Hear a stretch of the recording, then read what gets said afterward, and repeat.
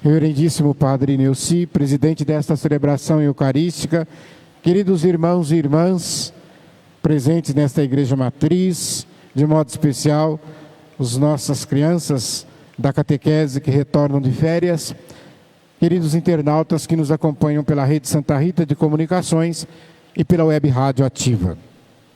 Como o Padre já frisou bem no início desta celebração, neste mês de agosto nós celebramos o mês das vocações.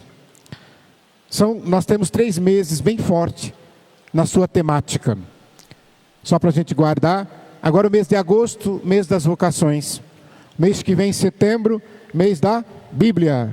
E depois em outubro, mês das missões, os missionários e missionárias. Mas quando nós falamos de vocações, muita gente pensa assim, ao padre e à freira. Não, como o padre bem frisou, vocação é chamado de Deus e resposta do homem.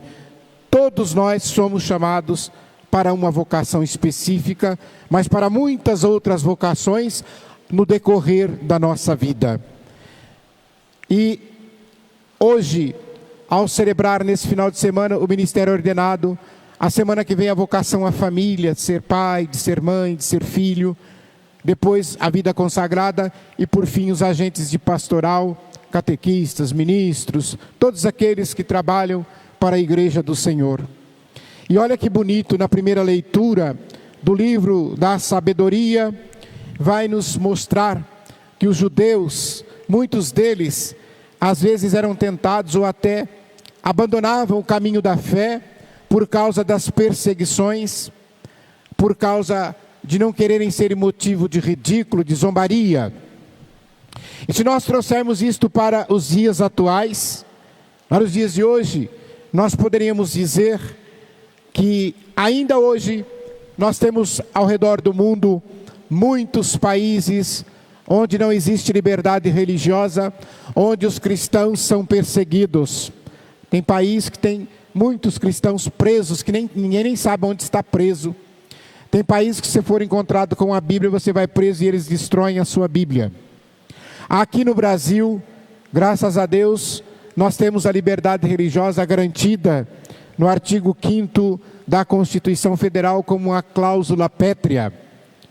Mas mesmo assim, não poderíamos dizer que não existe perseguição.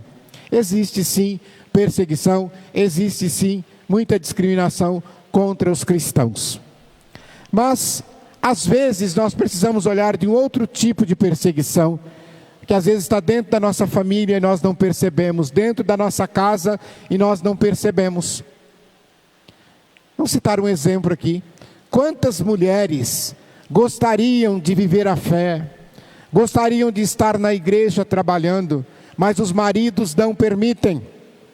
Os maridos fazem ameaças. E às vezes não é o caso de julgar aquela mulher, de apontar o dedo, porque às vezes ela pensa na família, ela pensa como criar os filhos na ausência do pai, e ela acaba se sujeitando a isso, mas às vezes são proibidas de professar a fé. Quantos casos de namoricos, né? Seja a menina que traz o rapaz para a igreja, ou o rapaz que traz a namorada, né? A menina frequenta a igreja, é uma moça de fé, mas conhece um rapaz que não é. E ela convida ele para a igreja, ele começa a vir só para poder ficar namorando, mas depois tenta fazer de tudo para tirá-la da igreja. E o contrário também é verdade. Então, é uma forma de perseguição. E quantas pessoas também, às vezes não professam, não vivem a fé por vergonha. Ah, eu tenho vergonha, o que é que vão dizer de mim? O que é que vão dizer de mim se me virem aí, chamar de Beato, de Carola, as minhas amigas da escola, o que é que vão falar de mim? E aí a pessoa acaba não vivendo a fé. Depois, na carta aos Hebreus, esta carta vai dizer para nós as atitudes de fé dos nossos antepassados, mas ela vai mostrar que a esperança é fruto da fé. A fé alicerça, a fé dá fundamento, porque a fé, ela nos dá certeza de que algo quase que impossível de acontecer, pode acontecer a respeito das coisas que não se vê. Esta carta mostra a importância daquilo que nos foi transmitido, a fé. A fé que nós temos, esta fé cristã católica, ela nos foi transmitida pelos nossos pais, pelos nossos avós. Então, quando diz olhar para os nossos antepassados, ela é olhar para este povo, porque nós não encontramos, nós não produzimos, porque quando nós viemos a esse mundo, nós já encontramos a igreja, já encontramos a Bíblia, já encontramos um monte de coisa. Quer dizer, os nossos antepassados fizeram por nós. E é claro que não se trata de falar de um radicalismo, de querer fazer as coisas como se fazia 200, 300 anos atrás. Não é isso, não. Mas existem coisas que nós não podemos perder de vista. Eu cito, por exemplo, simplesmente, tem cristão católico que só faz o sinal da cruz na missa. Está errado. Porque o sinal da cruz é para ser feito em várias ocasiões. Tem gente que não faz quando levanta, quando vai comer, quando vai começar um serviço, quando pega a estrada para uma viagem, quando está diante de um perigo. É hora de traçarmos sobre nós o sinal da cruz salvadora de Cristo, o sinal que nos identifica como cristãos. Mas aí tem gente que vai dizer, os outros vão ficar vendo e vai falar que eu estou doido. Não, mostra a tua fé. Que bom que as pessoas olham para mim e veem que eu estou fazendo esse sinal, aquele lá é um cristão católico. Não tem problema não. Qual o problema disso? Então, nesta leitura, nós devemos olhar para isso. Eu lembrava a reverência, o respeito ao sagrado. Muitos de nós queremos que respeitem os sinais sagrados, mas às vezes nem nós mesmos respeitamos. Então a gente diz assim, se nós lembrarmos, né? A gente fala, é claro que tudo evolui, tudo vai sendo atualizado, eu sei disso. Mas eu ficava lembrando as procissões que a igreja faz. Aí eu costumo dizer, participar de uma procissão tem que ter coragem. É um ato de fé. Já pensou? Eu vou participar da procissão. Já pensou? As minhas amigas lá do serviço, vai ver eu no meio da procissão, o que vão falar de mim? Ela está andando atrás de uma imagem. Povo besta. Então tem que ter coragem. Tem que ter coragem, perder vergonha. Eu dizia que às vezes os velórios, quando você vai no cemitério, quando o velório sai, antigamente todo mundo ia rezando atrás do caixão, hoje vai todo mundo conversando, contando piada. Não respeita, não tem reverência pela família enlutada, pela própria pessoa que faleceu. Eu dizia tanto nos enterros quanto nas procissões, eu não estou dizendo que tem que fazer isso hoje, ficar bem claro, mas era uma forma da gente expressar ao respeito. Eu vivia numa grande metrópole quando criança, chamada Santo Antônio da Alegria, e lá tem um monte de comércio, né? Então eu estava ali no comércio, eu trabalhava no comércio, então quando tinha a missa de corpo presente, que o enterro ia passar em frente àquele comércio, quando o caixão virava a esquina, todo o comércio baixava as portas. Não é que baixava até embaixo, não, baixava até na metade, em sinal de respeito. Enquanto não passasse o velório, não se levantava a porta. As procissões das igrejas também, alguns aqui lembram disso. A gente, quando a cruz ia à frente, com a imagem do santo e o povo cantando e rezando, todo o comércio baixava a porta para que a procissão pudesse passar, num sinal de reverência, num sinal de respeito. Hoje, a procissão de São Cristóvão, né? Mês passado teve a procissão de... Você vai passando com a procissão, está lá o boteco, todo mundo bebendo, além de não precisa baixar a porta não, mas até brinda com o santo lá com o copo de cerveja. Viva São Cristóvão! Quer dizer, um desrespeito total, não respeita mais. Então são essas coisas que a gente tem que às vezes olhar daquilo que nos é transmitido. E aqui eu aproveito para fazer um parênteses, devemos respeitar todos os símbolos religiosos, não só os católicos, também os das outras religiões. Eu não preciso acreditar, não preciso ter fé naquilo, não é isso não. Mas eu tenho que respeitar a fé do outro. No Evangelho, ele fala essa frase assim: a quem muito foi dado, muito será cobrado. Então, se você tem muito, vai ser cobrado muito de você. Se Deus te deu muitos dons, você tem que colocar estes dons a serviço. E o Evangelho fala, nesta caminhada, nesta missão que nós temos, e é por isso que Pedro interpela Jesus. O Senhor está falando para nós ou é para todo mundo? Por quê? Porque na missão que a gente abraça, nós vamos encontrar situações que não esperávamos, imprevistos na nossa vida. E nós temos que estar preparados para os imprevistos. Porque às vezes eu planejo, olha, agora à tarde eu vou almoçar com a família, depois eu vou passear no lago, eu estou planejando, mas de repente acontece um imprevisto, eu fico doente, eu vou passar no hospital à tarde. Então nós temos que estar preparados para isso. Eu faço uma comparação. Imagina um estudante, está lá na escola, igualzinho vocês, muito estudiosas. O estudante está lá, ele não presta atenção na aula, ele não anota nada, ele fica brincando, ele não lê o livro, ele não estuda. Quando chega a prova, ele vai passar? É reprovado, não passa na prova, porque não se preparou.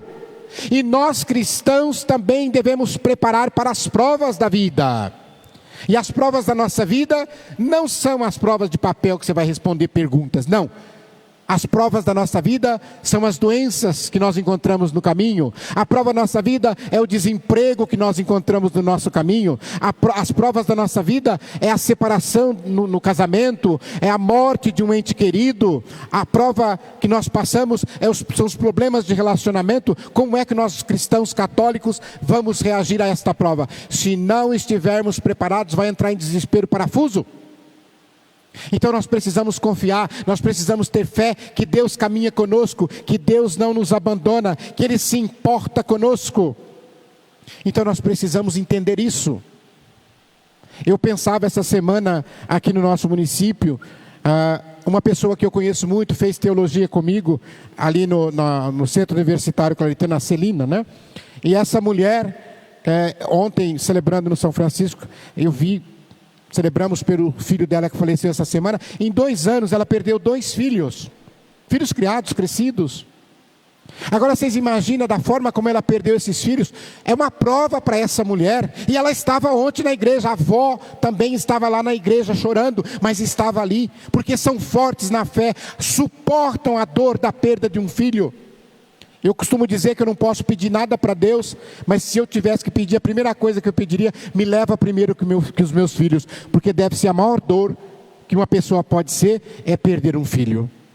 São provas que nós passamos e que nós precisamos estar preparados. E aí, nesse construir, nós vamos dando testemunho da nossa vida, porque tem gente que pensa que testemunho é falar. Não, testemunho é vida. É quando a pessoa olha para a tua vida e fala, essa é uma mulher de Deus, esse homem é um homem de fé, porque está vendo que você está suportando as provas e se mantém fiel. Nós não podemos imaginar que testemunho seja falar, pegar o microfone e ficar falando, eu vou dar testemunho. Aí papagaio também dá, você ensina o papagaio a falar, ele fala o testemunho também. Isso não é testemunho. Eu até lembro, padre, que na comunidade, às vezes é muito comum, como a Areva acontecia isso também, Vocês sabem disso, A pessoa chegava lá para nós e falava assim, irmão, nós vamos ter um retiro, e eu preciso de um testemunho forte. E eu pensava, o que é testemunho forte? O que é testemunho forte? Para mim, o testemunho forte é esse aqui, A pessoa vai dar testemunho, ela diz assim, olha, eu nasci numa família cristã, num lar cristão, eu fui batizado com 3 meses de idade, depois criancinha lá com 3, 4 aninhos, já estava com vestidinho vermelho de coroinha, depois eu fui acólito, servi o altar, entrei na catequese, depois quando jovem fui fazer o crisma, comecei ao grupo de jovem, comecei a cantar na igreja, trabalhar na técnica, fazer leitura, depois conheci uma moça, fiquei apaixonado, comecei a namorar, fiz um propósito de ter um namoro santo, não fazer sexo antes do casamento, olha, ela está fazendo faculdade, eu também, nós trabalhamos, nós estamos muito felizes. Aí a pessoa olha e fala, mas esse testemunho é fraco, Mas o que é testemunho forte? Eu matei 2, eu era traficante, eu dei tiro, eu matei o policial. Aí é bom, o cara fica 40 minutos falando a ação do capeta na vida dele. E aí no fim, em 1 minuto ele fala, conheci Jesus, Jesus me salvou. Vocês entenderam como é que as pessoas invertem as coisas? O testemunho é a tua vida. É as pessoas olhar para a tua vida e ver que você caminha com Deus, apesar do sofrimento, apesar da dor, apesar dos problemas financeiros, problemas de saúde, seja o que for, mas eu não abandono Deus, porque Ele não vai me abandonar. É isso que nós precisamos entender.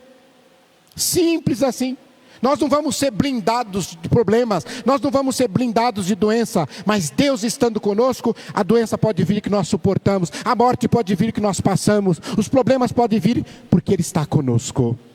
Depois, meus irmãos, quando Jesus fala nesse evangelho da prontidão, Ele fala de cingir os rins, manter as lâmpadas. O que é cingir os rins? Na época de Jesus, não tinha calça comprida, viu? Então todo mundo usava aquela túnica grande, né? E é claro que na hora de andar às vezes atrapalha. Então estar de prontidão, quando você amarra aquele cordão, cingir a cintura, os rins, a túnica levanta. E aí você está pronto para correr, está pronto para a missão, né? Não vai cair, não vai ter queda. Eu não sei se vocês prestaram atenção, nós que usamos as túnicas, as vestes aqui, quando vamos subir a escada a gente levanta, né, padre? Porque se não levantar você pisa e ó, você rola. Então quando Jesus fala, cingi os vossos rins, cingi a vossa cintura, mantenha a sua lâmpada acesa, é para que você esteja de prontidão, esteja preparado, e para que a luz, essa lâmpada, ilumine o seu caminho, para que você não vá para as trevas, não vá para o caminho errado. Estar de prontidão é não ter medo de encontrar o Senhor. Você está sentadinho aí no banco, se de repente você sentiu a mãozinha no ombro aí você olha para trás, é Jesus e falar para você, vamos, você está pronto? O que você vai falar para Jesus? Não, Senhor, pelo amor de Deus. Então você não está de prontidão. Estar de prontidão é isso, é estar pronto para caminhar com Jesus. Então, meus irmãos, nesse domingo que celebramos tão magnífica liturgia, possamos pedir a Deus que nos dê essa força, que nos dê essa coragem de, ao mesmo tempo, não nos fazermos de vítimas, porque tem gente que faz de vítima, né? Tudo dela é pior. Vocês já prestaram atenção nisso? Vocês devem conhecer alguma pessoa assim, espero que não seja vocês. Você chega para ela e diz assim para ela, olha, essa semana eu descobri que eu estou com câncer. Ela diz assim, ih, o meu é muito pior que o teu. Você diz para ela assim, eu estou tendo problemas com meu marido de relacionamento. Ela diz, isso porque você não conhece o meu. Quer dizer, tudo dela é pior.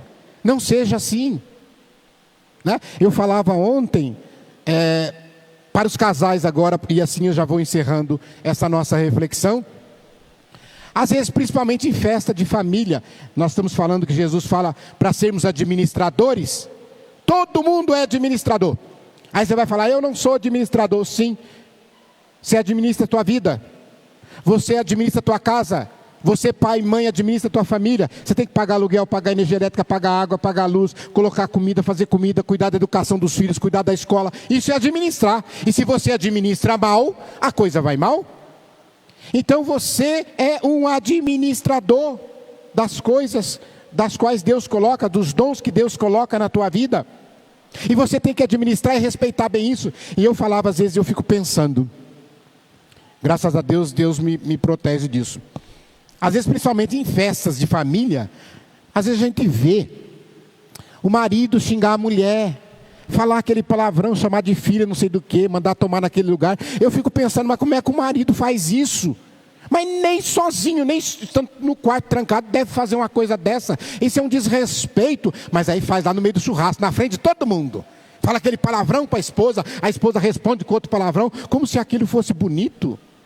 Não, meus irmãos, olha lá, vigiai, ficai prontos. Então essas coisas não devem ser feitas. Nós devemos administrar a nossa vida conforme o Evangelho de Jesus Cristo nos pede. Louvado seja nosso Senhor Jesus Cristo. Seja louvado.